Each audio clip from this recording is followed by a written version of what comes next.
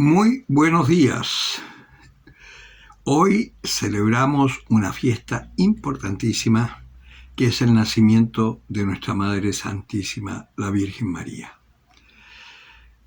Vamos a meditar del Evangelio de San Mateo, capítulos 1 del 1 al 16 y del 18 al 23. Libro de la generación de Jesucristo, hijo de David, hijo de Abraham. Abraham engendró a Isaac, Isaac engendró a Jacob, Jacob engendró a Judá y a sus hermanos. Judá engendró de Tamar a Farés y a Sara. Farés engendró a Estrom, Estrom engendró a Aram, Aram engendró a Aminadab, Aminadab engendró a Naasón, Naasón engendró a Salmón, Salmón engendró de Rahab a Boz, Boz engendró de Ruth a Obed, Obed engendró a Jesé, Jesé engendró al rey David. David engendró de la que fue mujer de Urías a Salomón, Salomón engendró a Roboam, Roboam engendró a Abía, Abía engendró a Asafat, Asafat engendró a Josafat, Josafat engendró a Joram, Joram engendró a Ocías, Ocías engendró a Joatam, Joatam engendró a Acaz, Acaz engendró a Ezequías, Ezequías engendró a Manasés, Manasés engendró a Amón, Amón engendró a Josías, Josías engendró a Jeconías y a sus hermanos, cuando la deportación a Babilonia. Después de la deportación a Babilonia, Jeconías engendró a Salatiel, Salatiel engendró a Zorobabel, Zorobabel engendró a Abiud, Abiud engendró a Eliakim, Eliakim engendró a Azor, Azor engendró a Sadoc, Sadoc engendró a Akim, Akim engendró a Eliud, Eliud engendró a Eleazar, Eleazar engendró a Matán, Matán engendró a Jacob, y Jacob engendró a José, el esposo de María, de la que nació Jesús, llamado Cristo. Así que el total de las generaciones son, desde Abraham hasta David, 14 generaciones. Desde David hasta la deportación a Babilonia, 14 generaciones. Desde la deportación a Babilonia hasta Cristo, 14 generaciones. La generación de Jesucristo fue de esta manera. Su madre, María, estaba desposada con José, y antes de empezar a estar juntos ellos, se encontró encinta por obra del Espíritu Santo.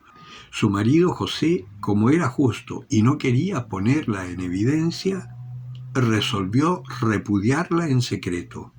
Así lo tenía planeado, cuando el ángel del Señor se le apareció en sueños y le dijo: José, hijo de David, no temas tomar contigo a María tu mujer, porque lo engendrado en ella es del Espíritu Santo. Dará a luz un hijo y tú le pondrás por nombre Jesús, porque él salvará a su pueblo de sus pecados. Todo esto sucedió para que se cumpliese el oráculo del Señor por medio del profeta. He aquí que la Virgen concebirá y dará a luz un hijo, y le pondrán por nombre Emmanuel, que traducido significa Dios con nosotros. Palabra del Señor. Hay mucho de qué hablar de este Evangelio, pero voy a tocar solamente 3 cosas que pueden resultar interesantes. Lo primero es esta genealogía de Jesús, que es impresionante porque yo estoy seguro que si cada uno tratamos de recordar a nuestros ancestros, quizás lleguemos con suerte hasta el tatarabuelo, y los anteriores están totalmente en la niebla de los tiempos. Yo llego hasta mi tatarabuelo, pero de ahí para atrás no tengo la menor idea, solamente que son originarios de Santa Coloma de Farnés, en Cataluña, pero el resto no tengo idea. Y sin embargo acá tenemos 14 y 14 y 14 generaciones distintas. Y hay una cosa que es muy muy interesante. Por ahí aparece el nombre de Rahab. Rahab era una prostituta. Curioso que en la generación del Salvador hay una prostituta. ¿Será que Dios realmente no hace acepción de personas. ¿Y por qué lo hacemos nosotros entonces? ¿Por qué tienen que haber oficinas de la diversidad para acoger a los homosexuales y al final los separan de los demás? ¿Por qué? ¿Acaso no somos todos criaturas de Dios? Primera cosita que dejo como pregunta. Lo segundo que quizás les llame la atención es que en esta generación muchos, no sé si todos ustedes tendrán la idea, pero muchos tienen la idea de que María es descendiente de David. Y sin embargo, en esta generación es José el que aparece como descendiente de David. Jesucristo es descendiente de David no por su madre, por su padre. Segunda curiosidad. Y lo tercero es una cosa que podría llamar a interrogante. ¿Por qué, si la profecía dice que será llamado Emmanuel, el ángel le dice a José que lo llame Jesús? Emmanuel y Jesús, en definitiva, significan lo mismo, con diferente matiz, pero es lo mismo. Emmanuel, Dios con nosotros. Jesús, Salvador nuestro. ¿Y Jesús era Dios o no era Dios? Por lo tanto, era el Dios que vino a salvarnos, como dice la profecía, a liberar a su pueblo del pecado, no de la opresión del tirano. Y eso tenemos que tenerlo presente, porque Jesucristo nos viene a dar una libertad que es mucho más que una libertad de poderes terrenos. Nos viene a dar la libertad del Espíritu, que nos permite vivir libremente aún en medio de la persecución, de la cárcel, de la injusticia, de los poderes que nos sojuzgan.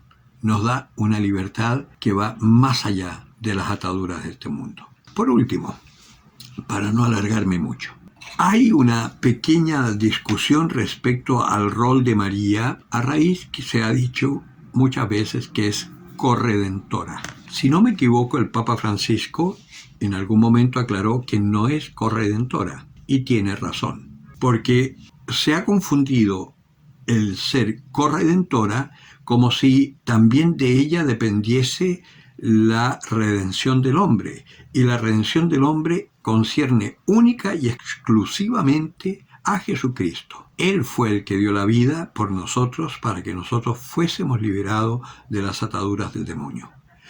Pero ese término se puede emplear siempre y cuando se tenga en consideración que no es ella redentora de nada, pero sí es una pieza fundamental de la redención, porque su fiat es lo que nos garantiza que tenemos un Salvador. Por lo tanto, yo diría copartícipe o, empleando términos mundanos, la socia del Señor, porque gracias a que ella dijo sí, es que pudo nacer Jesús. Por eso, si la llamas corredentora, llámala en ese sentido, que su sí permitió el nacimiento del verdadero Redentor nuestro, Jesús, Dios con nosotros, el Emmanuel. Que el Señor los bendiga, el que tenga oídos para oír, que oiga.